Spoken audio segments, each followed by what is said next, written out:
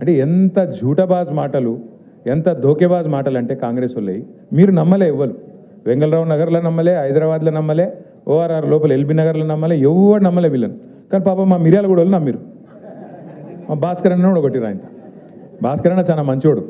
ఆయన సొంత పైసలు ఖర్చు పెట్టుకొని ప్రజలకు సేవ చేసే మనిషి ఆయన. పాపం ఆయన ఎందుకు ఓడగొట్టిరు. ఎందుకు ఓడగొట్టిరంటే వాళ్ళకి పాపం ఇలా అర్థం లేదు, తాత్పర్యం లేదు. మోసపోయినరు. మోసపోయి నిన్ననే చూసిన వార్త నాకు చాలా ఆశ్చర్యం అనిపించింది. రాష్ట్రం అంతటా ఇలా యూరియా కోసం లైన్లు కనబడుతున్నాయా మీరు చూస్తురా? అంటే మీరందరూ ఎవరు వ్యవసాయం చేసే వాళ్ళు లేరు, కానీ వ్యవసాయ కుటుంబంకి వెళ్ళి వచ్చిన వాళ్ళు ఉంటారు కదా. మొత్తం రాష్ట్రంలో ఎక్కడ చూసినా ఎన్నికలకు ముందేమో హామీల జాతర, ఇవాళ ఎక్కడ చూసినా చెప్పుల జాతర ఉన్నది. దేనికి? యూరియా బస్తాల కోసం. మరి 10 ఏళ్ళు లేనిది ఇప్పుడేమైందిరా అయ్యా అని తెలుసుకుంటే మాకు స్పష్టమైన సమాచారం వచ్చింది. మొత్తం కాంగ్రెస్ వాళ్ళే యూరియా కూడా బుక్కుతున్నారు, డైవర్ట్ చేస్తున్నారు, బ్లాక్ మార్కెట్లో అమ్ముకుంటున్నారని సమాచారం వచ్చింది. నేను నిన్నగాక మొన్న గద్వాల పోయినా. గద్వాలలో చెప్పిన నేను, కాంగ్రెస్ వాళ్ళే యూరియా మొత్తం డైవర్ట్ చేస్తున్నారు, కాంగ్రెస్ వాళ్ళే యూరియాని బ్లాక్ మార్కెట్లో దందా చేస్తున్నారు, రైతులకు అందకుండా చేస్తున్నారు అని చెప్పిన. చెప్తే నన్ను నిన్న కూడా కాంగ్రెస్ వాడు తిట్టిండు. యూరియా అని అంటావా నువ్వు, అట్లా ఇట్లా డామ్ డుసుకొని తిట్టిండు. ఇప్పుడు పొద్దున వార్త చూస్తే ఇక వీళ్ళ మిర్యాల కూడా ఎమ్మెల్యే కొత్తగా గెలిచిన కాంగ్రెస్ ఆయన ఉన్నాడు కదా, ఆయన గన్మ్యాన్ ఒక లారీ యూరియా తీసుకుపోయిండట. ఆయన గన్మెన్. మరి గన్మెనే లారీ యూరియా తీసుకపోతే ఎమ్మెల్యే ఎంత ఎత్తుకపోవాలి? ఇక మరి మీరు ఒక లారీ లోడ్ గన్మెన్ ఎత్తుకపోతే ఎమ్మెల్యే సాబ్ కనీసం ఒక గోదామని ఎత్తుకపోవన్నా వద్దా? ఇజ్జత్కా సవాల్. గట్లున్నది కాంగ్రెస్ వాళ్ళ కథ. ఆఖరి యూరియా కూడా బుక్తారే, నాకు అర్థం కాదు. అది కూడా తింటారా? రైతుల నోటికాడి ముద్ద గసంటోళ్ళు కాంగ్రెస్ వాళ్ళు. ఇక వాళ్ళు చెప్పిన అబద్ధాలు ఇని ఇప్పుడు వస్తారు మళ్ళీ గంగలరావు నగర్కి. తుమ్మల నాగేశ్వరరావు వస్తారు, పెద్ద మనిషి, మంత్రి కాబట్టి ఆయన కొద్దిగా వజూదు ఉంటుంది, ఏమని చెప్తే మన వజన్ ఉంటుందేమో అని మనం అనుకుంటాం. వచ్చి చెప్తాడు, అమ్మ మీకు తులం బంగారం ఇస్తా అంటాడు. ఈరోజు నేను చెప్తున్నా, రాసి పెట్టుకొని తులం బంగారం కాదు, వీళ్ళు మీ మెడల పుస్తలతాడు గుంజుకోకపోతే వాళ్ళే గొప్పోళ్ళు. పచ్చి లంగాలు కాంగ్రెస్ వాళ్ళు. తులం బంగారం కాదు, తులం ఇనిమియరు, మీ మెడల పుస్తలతాడు కూడా జాగ్రత్తగా పెట్టుకోరాలి వచ్చినప్పుడు, ఎందుకంటే మంచోళ్ళు అయితే కాదు. ఇంకెన్ని మాటలు చెప్పారు మీకు? 4000 పెన్షన్ ఇస్తాం, 2000 కాదు 4000. కేసీఆర్ ముసలమ్మకి ఇస్తున్నాడు, లేకపోతే ముసలాయకి ఇస్తున్నాడు, మేము ఇద్దరికి ఇస్తాం, ఇద్దరు కంపల్సరీ ఇస్తాం అన్నారు. వచ్చినాయా మరి 4000? 22-23 నెలలు అయిపోయా, 4000 పెన్షన్ పత్తలేదు, 2500 యాదికి లేదు. ఆ రోజు డైలాగ్ కొట్టిండి పెద్ద మనిషి డిప్యూటీ సీఎం బట్టి విక్రమార్క. ఒక ఆయన పాపం టీవీలో అడిగిండు బట్టి విక్రమార్క గారిని, అయ్యా మరి మీరు చెప్పే హామీలు వింటుంటే మొత్తం 420 హామీలు అయినాయి, 420 హామీలు అయినాయి, మరి ఇవన్నీ కూడితే ఒక 5-6 రాష్ట్రాల బడ్జెట్ సరిపోదు, యాడికెళ్ళి ఇస్తావా పైసలు అన్నాడు. ఏమన్నాడు ఎరికేనా ఆయన? మేము కాంగ్రెస్ వాళ్ళం ఏమనుకున్నారు మీరు? మేము 125 సంవత్సరాల చరిత్ర మాది, ఒక్కొక్కరు 6-6 ఫీట్లు ఉన్నాం మేము. కేసీఆర్ బక్కగున్నాడు, మేము దొడ్డుగున్నాం, మంచి తెలివితేటలు పుష్కలంగా ఉన్నాయి మాకు. మేము మొత్తం ఎట్లా ఆదాయం ఎట్లా పెంచాలి, ఎట్లా ఆదాయం పంచాలి అవన్నీ మేము చూస్తాం. కొత్త అప్పులు చేయం, సంపద పెంచుతాం, అందరికి ఇచ్చిన హామీలు నిలబెట్టుకుంటాం, 100 రోజుల్లోనే 6 గ్యారంటీలు అమలు చేస్తాం, ఇగో బాండ్ పేపర్ మీద కూడా రాసిస్తున్నాం అన్నాడు. ఇవాళ మీరు చూసింటారు పేపర్లో వార్త వచ్చింది, పిల్లలకు వీళ్ళు ఫీజు రీయింబర్స్మెంట్ ఇస్తలేరు, సర్టిఫికెట్లు ఇస్తలేరు కాలేజీలో. వీళ్ళు ఫీజు రీయింబర్స్మెంట్ కట్టాలి కదా. రాజశేఖర్ రెడ్డి గారు ఉన్నప్పుడు ఒక పథకం తెచ్చిండు, మంచి పథకం. ఏంటిది అది? పిల్లలు ప్రైవేట్ కాలేజీలో చదువుకుంటే వాళ్ళకు కాలేజీలకు పిల్లల తరఫున ఫీజు కట్టాలి, అది ఫీజు రీయింబర్స్మెంట్. మన గవర్నమెంట్ వచ్చినప్పుడు, కేసీఆర్ గారి గవర్నమెంట్ వచ్చినప్పుడు, కాంగ్రెస్ వాళ్ళు అప్పుడున్న కాంగ్రెస్ ప్రభుత్వం మన మీద ఒక 3000 కోట్ల బాకీ ఇడిచిపెట్టిపోయింది. ఇడిచిపెట్టిపోతే ఆ 3000 కట్టినాం. ఆ 3000తో పాటు 9.5 సంవత్సరాల్లో మరొక 17,000 కోట్లు కట్టినాం. అంటే 20,000 కోట్ల రూపాయలు పిల్లల ఫీజు రీయింబర్స్మెంట్ కోసం మనం కట్టినాం. అంతేగాని కాంగ్రెస్ వాడు ఇడిచిపెట్టిపోయిన బాకీ కాంగ్రెస్ వాడు కట్టాలి, నాకేం సంబంధం అని మనం అనలే. బరాబర్. ఎందుకంటే గవర్నమెంట్ అనేది కంటిన్యూ ఉండాలి. ఒకరు ఉంటాడు, నెక్స్ట్ ఇంకోటి వస్తాడు, అటెన్కి ఇంకోటి వస్తాడు. ఎవరున్నా ప్రజలకు ఇచ్చిన వాగ్దానం అమలు చేయాలి.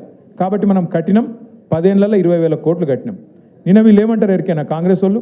డిప్యూటీ సీఎం, ఏ డిప్యూటీ సీఎం అయితే మాట ఇచ్చిండో మాకు తెలుసు, 100 సంవత్సరాల పార్టీ, 120 సంవత్సరాల పార్టీ, రాష్ట్రాన్ని ఎట్లా నడపాలో మాకు తెలిసినట్టు ఎవరికి తెలియదు అని చెప్పిన పెద్ద మనిషి నిన్న చెప్తున్నాడు, మీకు ఫీజు రీయింబర్స్మెంట్ ఇచ్చినందుకు మాకు అక్కడ పైసలు లేవట విద్యార్థులకు. అంటే ఎంత అన్యాయం అంటే 13 లక్షల మంది విద్యార్థులు, ఒక్కరు కాదు ఇద్దరు కాదు, 13 లక్షల మంది విద్యార్థులకు ఇలా శటగోపం పెడుతున్నది కాంగ్రెస్ పార్టీ. వాళ్ళు సర్టిఫికెట్లు తీసుకోలేకుండా కాలేజీలకి వెళ్ళి వాళ్ళని ఆగం చేస్తున్నది కాంగ్రెస్ పార్టీ. ముస్లింలు కావచ్చు, ఎస్సీలు కావచ్చు, ఎస్టీలు కావచ్చు, బీసీలు కావచ్చు, లేదా అగ్రవర్ణాల్లో ఉండే పేదలు కావచ్చు, బాగుండాలి, చదువుకోవాలనే ఉద్దేశంతో ఒక మంచి పథకం ఆనాడు రాజశేఖర రెడ్డి గారు పెడితే దాన్ని కొనసాగించింది కేసీఆర్ గారి ప్రభుత్వం. మనం ఎన్నడూ వివక్ష చూపెట్టలేదు. చంద్రబాబు నాయుడు గారు ఏమన్నా మంచి పథకం తెచ్చింటే దాన్ని కూడా కొనసాగించినాం. రాజశేఖర రెడ్డి గారు ఏమైనా తెచ్చింటే దాన్ని కొనసాగించినాం.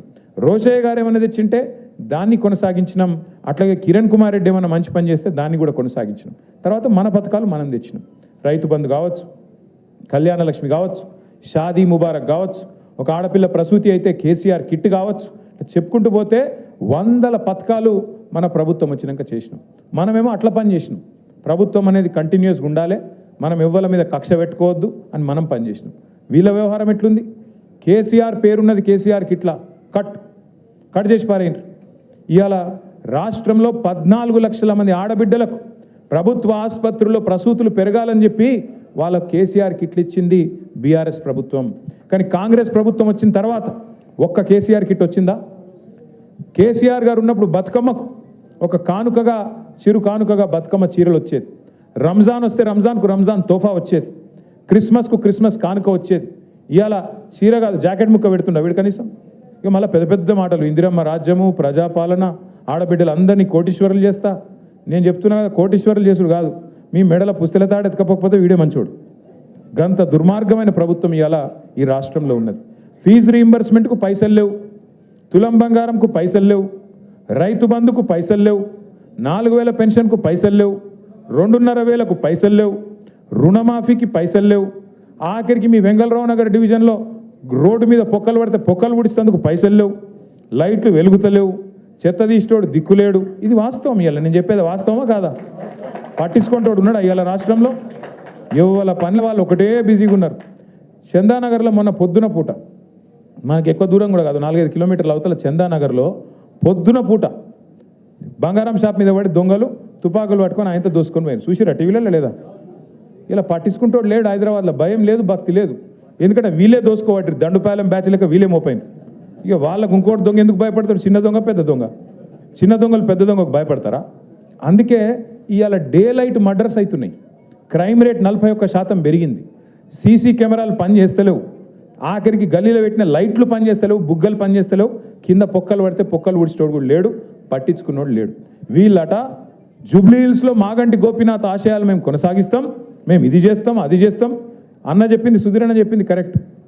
రేపు తెల్లారి ఎలక్షన్ అయిపోయిన తెల్లారి నవంబర్ మాసం తర్వాత ఇవాళ మీ ఇండ్ల చుట్టూ తిరుగుతున్న ఈ కాంగ్రెస్ నాయకులు ఒక్కడంటే ఒక్కడు మళ్ళీ అడ్రస్ కూడా లేకుండా వారిపోతారు, ఫోన్ నెంబర్లు కూడా మార్చుకుంటారు.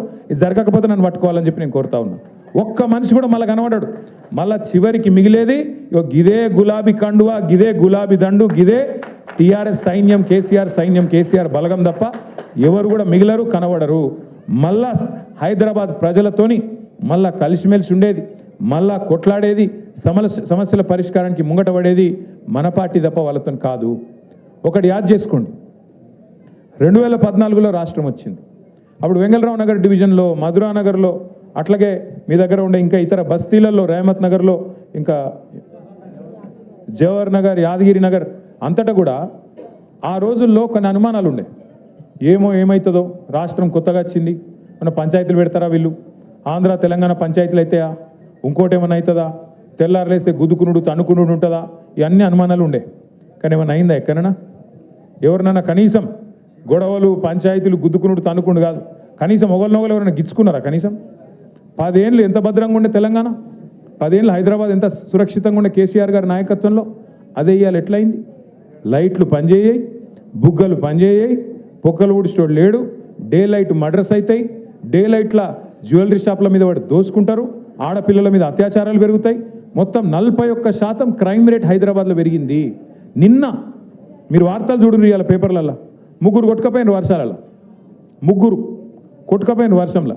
అంటే నేను ఎందుకు చెప్తున్నా ఇదంతా అంటే, పట్టించుకునేటోడు లేడు హైదరాబాద్ని. ఇవాళ ఒక మంత్రి లేడు, ఒక ఎమ్మెల్యే లేడు అని కనీసం అడిగేటోడు కూడా లేడు హైదరాబాద్లో. అటువంటి పరిస్థితి ఈ కాంగ్రెస్ ప్రభుత్వంలో ఉన్నది. జిమ్మెదారు గల ప్రభుత్వం అయితే, నిజంగా బాధ్యత గల ప్రభుత్వం అయితే, ఇట్లాంటి వర్షాలు పడుతున్నప్పుడు సీరియస్గా పెద్ద ఎత్తున ఇబ్బందులు ఉన్నప్పుడు ప్రజలకు ఒక 3 మంత్రులను జూబ్లీహిల్స్ ఎలక్షన్లో పెట్టుడు కాదు, 3 మంత్రులను హైదరాబాద్ మొత్తంలో పెట్టి ఎక్కడ సమస్య ఉంటే అక్కడ పోయి పరిష్కారం చేస్తే ఒక గది ప్రభుత్వం అవుతుంది. ఆ పని మనం చేసినాం 10 ఏళ్ళు, వీళ్ళు చేయలేదు. సరే మనం కట్టినట్టు వీళ్ళకు 36 ఫ్లైఓవర్లు కట్టే చేత కాకపోవచ్చు, కానీ కనీసం పొక్కలు ఊడ్చే తెలివి కూడా లేదా? కనీసం రోడ్ల మీద గుంతలు పడితే ఆ గుంతలు ఊడ్చే తెలివి కూడా లేదా? దయచేసి ఆలోచించండి. నేను మిమ్మల్ని కోరేది ఒక్కటే, ఇవాళ మీరందరూ కూడా 56 బూత్లకు సంబంధించిన బూత్ కమిటీ సైనికులు ఇక్కడ ఉన్నారు. మీ అందరితో నా ప్రార్థన ఒకటే, మళ్ళీ కేసీఆర్ గారే రావాలి అనే మాట ఇవాళ హైదరాబాద్లో కాదు, ఇవాళ రాష్ట్రంలో ఉండే ప్రతి వర్గం నుంచి ఒక్కటే మాట వినబడతా ఉన్నది. అప్పుడే మంచిగుండే, తిరిగి కేసీఆర్ గారిని తెచ్చుకోవాలనే మాట వినబడతా ఉన్నది. అందుకే నేను మిమ్మల్ని కోరేది ఒకటే, కేసీఆర్ గారు తిరిగి మళ్ళీ రాష్ట్రానికి నాయకత్వం వహించాలి అంటే ఆ జైత్రయాత్ర మీ జూబ్లీ హిల్స్ నుంచే మొదలు కావాలని చెప్పి నేను కోరుతా ఉన్నా. మీ వెంగళరావు నగర్ డివిజన్ నుంచే మొదలు కావాలని నేను కోరుతా ఉన్నా.